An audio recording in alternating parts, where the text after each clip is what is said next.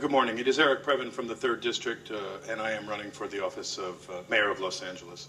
Item 1H that you just discussed is for an up to $250,000 for 2 firms. We discussed the RFP was completely fakakta, meaning not sufficient, but only 2 people reply. You know that something in the coding is not responding because there's a lot of plumbers who would love this kind of work.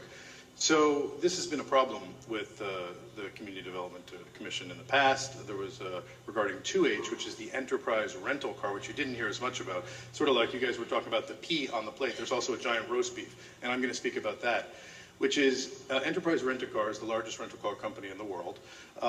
There was a report on KCET SoCal Connected called Family Ties that pointed out how Enterprise that lobbies aggressively through England or Knabe and Allen won this contract last time in a festival of impropriety that resulted in the 5th District Supervisor, Mike Antonovich, immediately assigning, I believe it was Wendy Watanabe at the time, Mr. Nemo has taken over now, to look at it. There was an LA Times article. It was very embarrassing because they looked closely and found that sending it out to rental car companies in Southern California, perhaps the largest car market in America, there were only 1 or 2 recipients. And people who were running, in fact, plumbing companies got invited to compete for a rental car contract.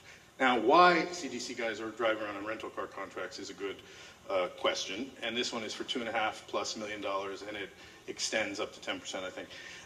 I think that we have to reform the group because they also have another item in 1H where Mr. Rogan wears another hat, where they have job order contracts which are worth $9 million.